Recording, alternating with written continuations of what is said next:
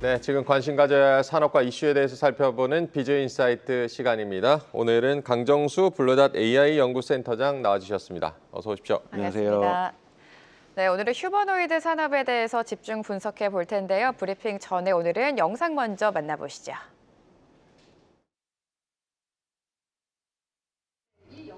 지난 3월 21일 현대차 그룹이 계열사로 편입한 기업이죠. 이 보스턴 다이내믹스가 공개한 영상입니다. 이 상체를 숙이고 인간처럼 뛰는 모습도 보여주고요. 두 손과 발을 바닥에 두고 바닥을 기어가는 모습들.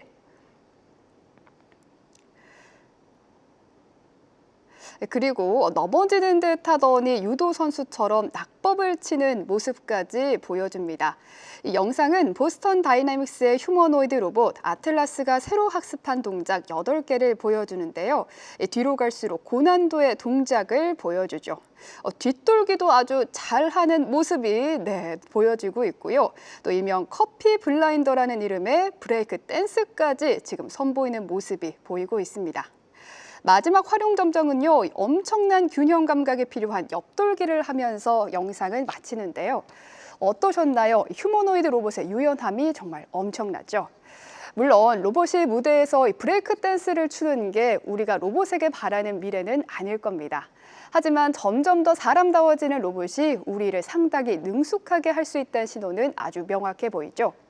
누구도 알다시피 휴머노이드 로봇 시장은 엄청난 성장 잠재력이 전망되는데요. 특히 로봇이 가지고 있는 비용 경쟁력도 이 영상만큼이나 놀랍습니다.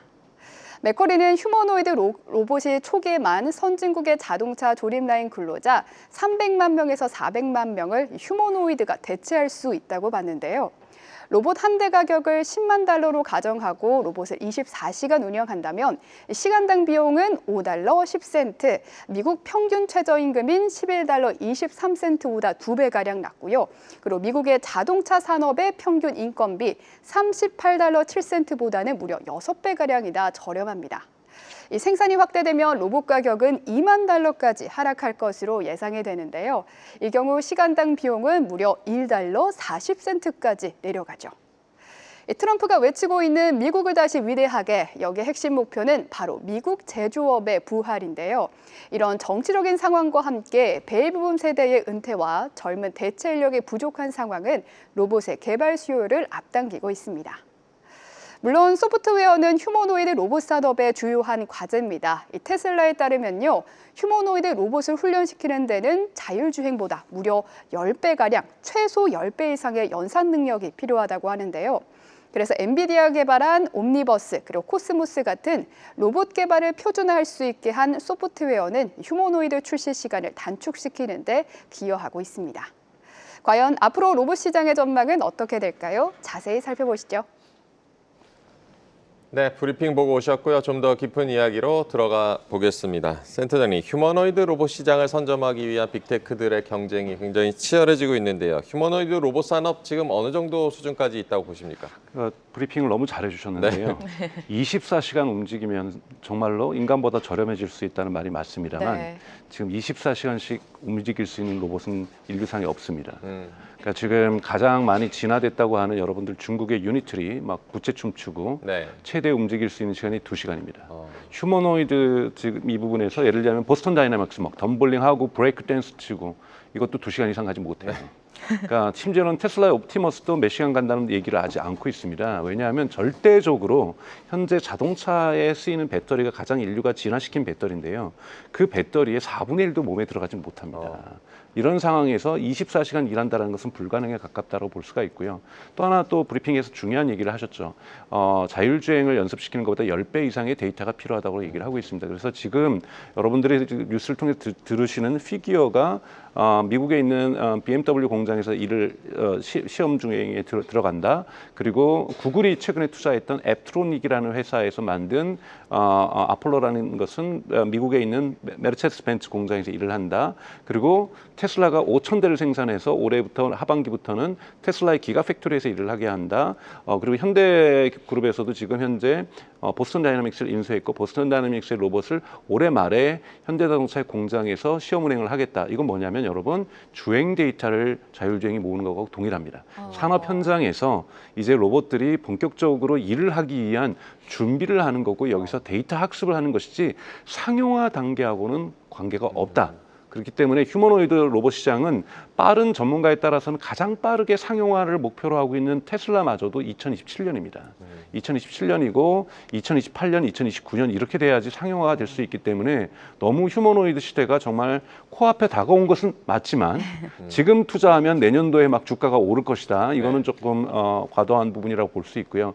일론 머스크가 얘기했던 것은 올해는 5,000대를 생산하고 내년에는 5만 대를 생산하지만 이 5만 대가 상용화되는 것이 아니라 지금 테슬라의 세마이 트럭이라고 하죠. 펩시에서 지금 프로토타입을 운행 중에 있고 DHL에서 지금 미국에서 운행 중인 것처럼 일부 기업에게 뭐 비용은 뭐 어떻게 될지는 잘 모르겠지만 해서 그곳에서 주행 데이터를 모으고 혹시 거기서 잘 작동하는지 시험하기 위한 것이지 본격적으로 상용화의 시기는 특히 배터리 부분에서 이 친구가 8시간 일하거나 가장 좋게는 24시간 일해 2시간마다 충전해 주세요. 엄마 배고파 이러면 상용화가 거의 불가능에 가깝죠. 그렇죠. 그래서 여러분들 네. 배터리 부분에서의 브렉스루 어떤 큰 혁신들이 반드시 찾아와야 됩니다. 네, 휴머노이드 하면 가장 먼저 떠오르는 기업이 당연히 테슬라가 되겠죠. 일론 머스크가 미래는 전기차가 아니라 로봇 산업에 있다라고 강조를 하면서 휴머노이드 로봇 시장 1조 달러 규모의 시장이 될 것이다. 계속해서 강력하게 강조를 하고 있습니다. 말씀해 주신 것처럼 지금 뭐 수천만 대, 수만 대를 공장에 투입을 해서 생산에 아예 투입을 시키겠다. 현대차도 마찬가지고요. 그 가능성에 대해서 살짝 짚어주셨는데 여기서 우리가 어떤 의미 있는 결과를 기대하면 좋겠습니까? 우선 브리핑에서 나왔던 것처럼 네네. 정말 인간보다 저렴하지 않으면 어떤 공장주들도 내가 친구들한테 자랑하고 싶어서 로봇 한 대 정도는 드릴 수 있지만 전체 일하는 네. 사람들을 로봇으로 대체하기 위해서는 한국으로 치면은 죄송한 표현이지만 외국인 노동자보다 저렴해야 됩니다. 최저임금보다도 저렴하지 않는 이상 화성에 있는 공장들에서 안산에 있는 공장들에서 이 제조업 공장에서 휴머노이드 로봇을 드릴 일은 절대 없습니다. 메리트가 없다. 네. 그러면 그렇기 때문에 일론 머스크도 얘기를 하냐면 뭐라고 얘기하냐면 경제성을 갖기 위해서는 1년에 옵티머스도 100만 대는 생산해야 된다. 그래야 2만 달러 미만으로 내려갈 수 있을 거고 여러분 2만 달러에도 유지보수비가 들 거 아니에요. 유지보수비가 들 거고 보통 1교대, 2교대로 만약에 야근을 한다, 주말 특근을 한다 하면은 로봇도 그러면은 한 일에 한 자리의 일에 2대의 로봇이 필요할 수도 있는 거죠. 네.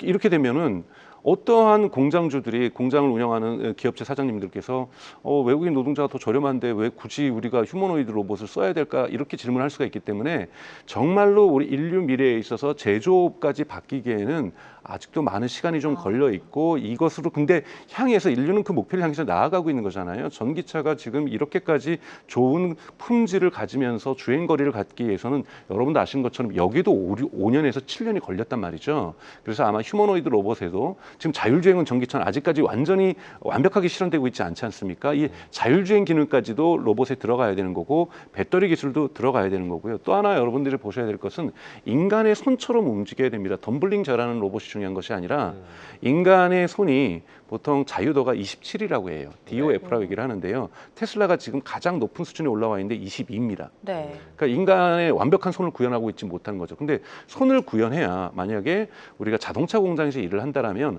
하네스 작업이라고 해서 전선줄을 놓는데요. 보통 차량에 2kg 정도의 전선줄이 들어갑니다. 네. 이거는 지금 협동 로봇이나 로봇팔이 못하는 거거든요.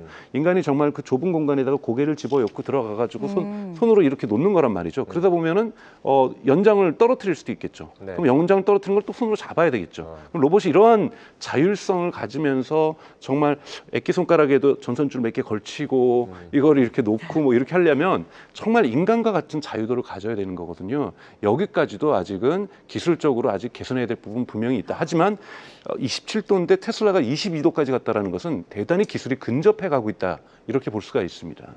기술력이 높아지고는 있지만 아직 좀 더 가야 될 길이 있다라고 짚어주셨고요. 젠스랑 엔비디아 CEO가 올 초 CES에서 피지컬 AI 얘기를 했었고요. 엔비디아 역시 이제 휴머노이드 로봇 시장 확장에 이제 적극적인 행보를 보이고 있는데 엔비디아 로봇 사업 관련은 어떻게 보십니까? 저는 엔비디아가 정말 현명한 선택을 했다고 보고 있고요. 네. 엔비디아는 예를 들자면 로봇과 관련된 솔루션은 우리가 무상으로 제공해주겠다. 물론 이제 가장 중요한 건 여러분 로봇이 지금 테슬라도 5,000대를 생산한다고 했잖아요. 네. 그러니까 5,000대를 오래 생산하는데 5,000대끼리도 다 클라우드에 연결이 돼야 됩니다. 그러니까 엔비디아 같은 건 첫 번째는 그 수많은 로봇들이 이렇게 군단, 플리트라고 하죠. 군단이 운영되게 되면 편대가 운영되게 되면 다 클라우드에 들어와야 되는데 우리 로봇 전용 클라우드에 들어와라. 소프트웨어는 우리가 AI는 무상으로 해주겠다. 그래서 보스턴 다이나믹스도 지금 엔비디아하고 협업을 시작을 했습니다. 네. 그다음에 두 번째 엔비디아가 돈을 벌 수 있는 것은 토르칩이라고 합니다. 토르칩은 뭐냐면 테슬라 같은 경우에는 하드웨어 4라고 해서 지금 자동차에 다 칩들이 들어가 있습니다. 대단히 고성능 칩이 들어가 있는데 네. 온라인이 연결 안 돼도 추론을 하면서 자율주행을 할 수 있는 이 칩이죠. 이런 거를 토르칩이라고 하는데 모든 로봇마다 칩이 들어가야 됩니다. 지금 엔비디아는 가격을 약 4,000달러 정도를 얘기를 하고 있거든요. 근데 원가는 2,000달러도 안 될 거라고 보고 있어요. 2배 장사를 하게 되는 건데요. 만약에 지금 중국 같은 경우에도 이 시장이 커지는데 중국은 연간 3,500만 대를 제조 공장에 투여하겠다고 얘기를 하거든요.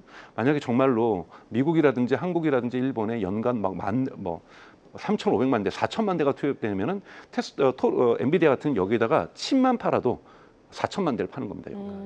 엄청나게 여기에 들어가는 칩이 들어갈 수 있기 때문에 이것을 엔비디아가 무료로 무상으로 주지는 않겠죠. 소프트웨어는 우리가 무상으로 오픈소스로도 가고 여러분들하고 협력하겠지만 이것이 작동되기 위해서 이 편대들이 클라우드망에 연결돼야 된다. 인터넷망에 연결돼야 된다. 그리고 토르칩은 젠슨 토르라고 해서 지금 엔비디아가 지금 만들었는데요. 우리 칩을 써달라. 이런 조건을 가지고서 지금 예를 들면 보스턴 다이나믹스와 협업을 하고 있는 거거든요. 여기에서 엔비디아는 만약에 휴머노이드 시장이 대단히 커지고 증폭될수록 엔비디아는 칩을 팔아서 네. 그리고 그들을 연결해서 막대한 수익을 올릴 수 있을 거라고 전망되고 있습니다. 네, 그런가 하면 엔비디아가 크래프톤과 이제 협력을 한다는 소식도 전해졌는데 엔비디아는 왜 크래프톤을 휴머노이드 파트너로 낙점했다고 보십니까? 우선 엔비디아가 추구하는 것이 이제 피지컬 AI라고 해서 물리 AI, 즉 네. 가상 공간에서 로봇을 훈련시키는 거거든요. 가상 공간에서 로봇을 훈련시키기 위해서는 시뮬레이션이 좋아야 됩니다. 실제 생활과 같아야 되고 우리가 여러분 뭐 매트릭스라는 영화 기억나실지 모르겠지만 거기서 보면 주인공이 어디 가서 막 무술을 연습하고 나서 가상 공간에서 무술 연습했고 네. 실제 갔더니 진짜 잘 싸우잖아요.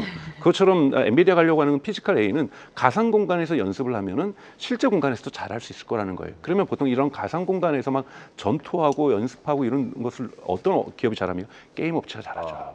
그러면 이런 크래프톤과 같은 게임 업체에서 정말 크래프톤은 막 공중에서 낙하하고 막 전투하고 막 쌈박질하고 뭐 이런 모습들을 보이잖아요. 이런 유연성들을 이런 것을 만들 수 있다라는 것은 다양한 공장에서의 가상 공간을 만들 수도 있는 거고요.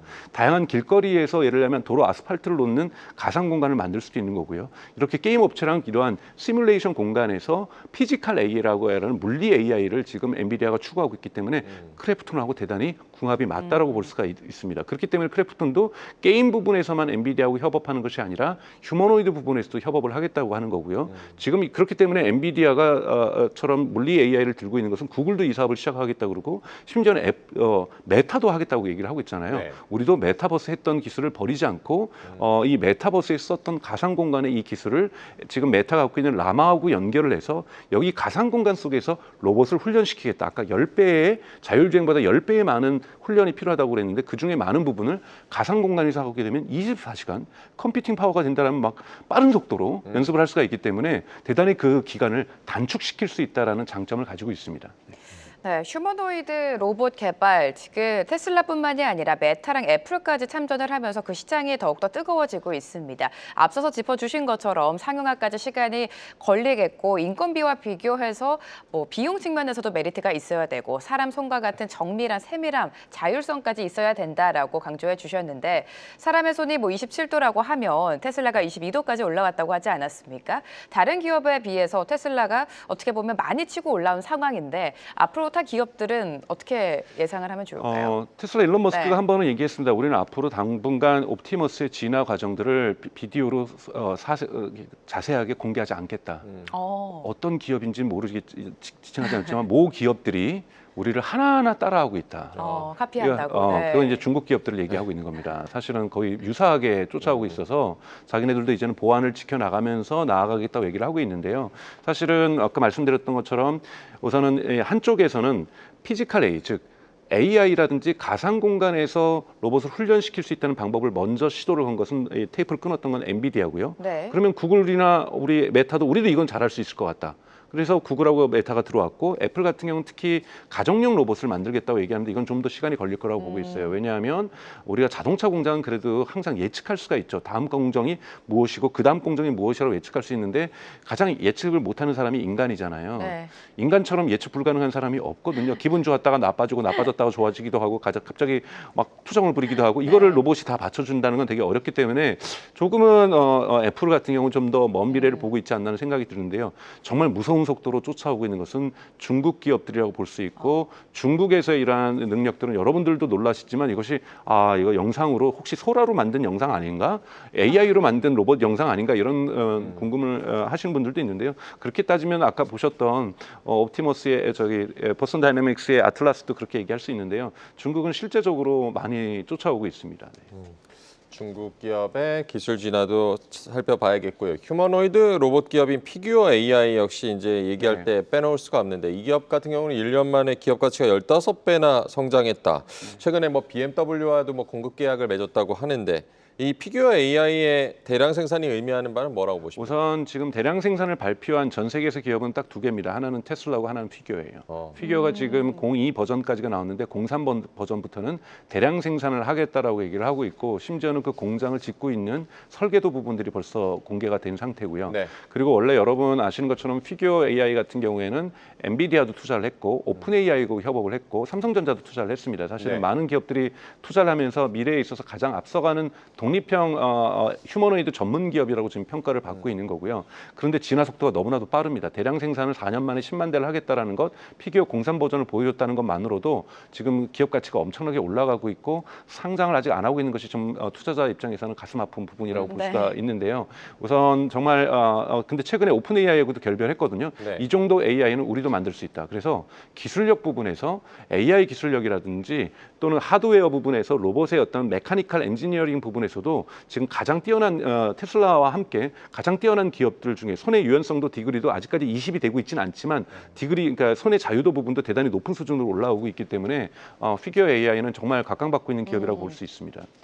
네, 중국 이야기 조금 더 자세하게 해보도록 하겠습니다. 사실 저희가 이 시간을 통해서 뭐 전기차를 비롯해서 여러 산업에 중국이 이제는 뭐 값싼 것뿐만이 아니라 기술력이 굉장하다라는 말씀을 많이 해주셨는데 휴머노이드 로봇 시장도 마찬가지인 것 같습니다. 최근에는 뭐 홍콩에서 열리는 전시회에서 중국 로봇이 대거 참여를 하면서 기술력을 선보였다라고 하는데 중국이 미국을 앞설 수 있을까요? 우선은 2023년 11월에 네. 중국 정부가 앞으로 중국 산업에서 가장 중요한 산업은 휴머노이드 산업이라고 선전을 하면서 2023년에 이미 국가 전략을 발표했습니다. 그때 이야기했던 것은 좀 과도한 목표를 세웠어요. 2027년까지 상용화를 해서 연간 3,500만 대를 공장에 투여하겠다고 얘기를 했어요.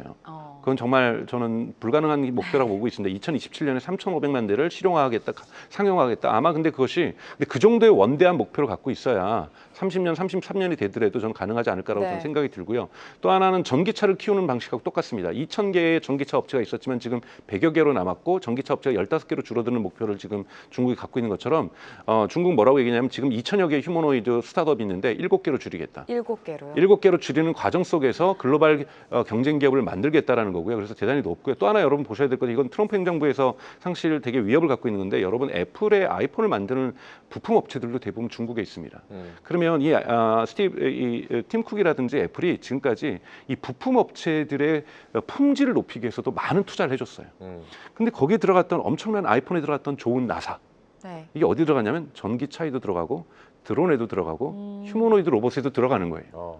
그러니까 이 부품력을 중국이 어떻게 저런 기술력이 있지? 여러분 아이폰을 만들고 컴퓨터를 만들고 이런 데 들어갔던 놀라운 이 제조 기술이 메카니컬한 부분들도 되게 중요하거든요. AI는 딥식에서 여러분들 확인하셨던 것처럼 AI는 쫓아오고 있는 거고 두 번째가 배터리인데 배터리는 CATL이라든지 BID라든지 세계의 굴지에 지금 배터리 기업이 존재하는 거고 그다음에 메카니컬 부분에서는 아이폰을 만들었던 기술이 휴머노이드 기술에도 그대로 들어가고 있다. 이런 생각을 여러분 판단하신다라면 중국이 이러한 기저에 깔고 있는 기반 기술은 대단히 높은 수준이다. 그리고 국가에서 이것을 몰아가고 있다. 이런 부분에서 중국이 쫓아오는 속도는 가히 미국하고 저는 쌍벽을 형성할 수 있는 정도의 높은 수준이라고 저희가 평가하는 것이 맞다라고 보고 있습니다.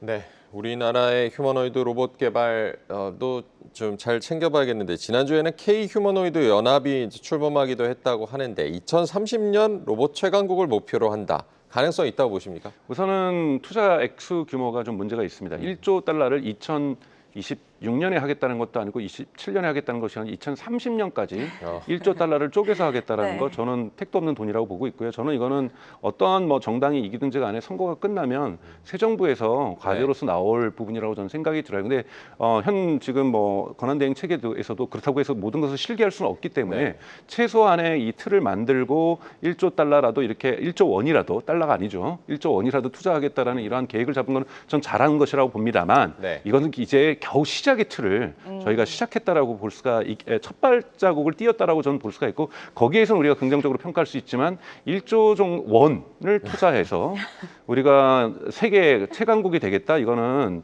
너무 큰 쉽게 세상을 생각하는 거라고 좀 보고 있습니다.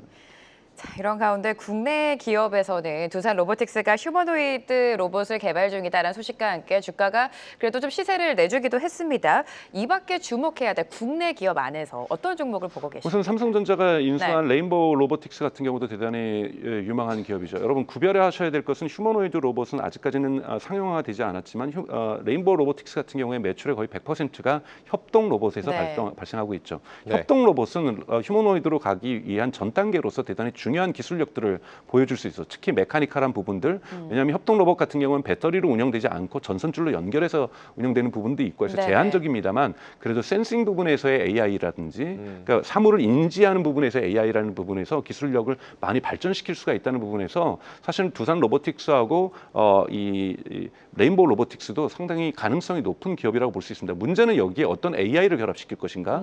근데 여기에 보스턴 다이나믹스도 사실은 엔비디아하고 지금 파트너를 맺었던 것처럼 저는 두산 로보틱스라든지 레인보우 로보틱스 같은 기업들도 엔비디아랑 파트너를 맺는 것은 시간 문제라고 저는 생각을 하고 있고요. 여기에 협력을 받는다면 AI 기술 부분들에서의 어떤 보완들이 이루어질 거라고 좀 보고 있고 그렇기 때문에 아직까지도 두산 로보틱스라든지 레인보우 로보틱스도 휴머노이드 로봇은 분명하게 R&D 단계에 있지만 이 R&D 단계에 있는 것은 전 세계가 마찬가지니 이제 너무 늦었다고 볼 수가 없고 로보틱스 자체의 협동 로봇 기술은 한국도 분명히 뒤처지지 않는 기술력을 갖고 있기 때문에 잠재력은 갖고 있다. 하지만 잠재력으로 모든 것을 우리가 평가할 수는 없지만 우리가 믿음으로 모든 것을 세상을 주식을 투자할 수는 없는 것처럼 하지만 잠재력 부분에서는 분명히 고평가할 수 있다는 부분은 인정하고 근데 여러분 이것이 결코 휴머노이드를 상용화할 수 있는 기술과 등치시킬 필요는 없다라고 저는 생각을 하고 있습니다. 네, 휴머노이드의 전 단계인 협동 로봇에 어떤 AI를 결합하느냐가 중요하겠고요. 우리 기업들의 잠재력이 있는데 앞으로의 좀 발전도 주목을 해봐야겠습니다. 오늘 블루닷 AI 연구센터 강정수 센터장과 함께했습니다. 고맙습니다. 고맙습니다. 계속해서 다양한 경제 이슈를 알고 싶다면 구독과 좋아요, 알림 설정 부탁드립니다. AI 캐스터 권미정이었습니다.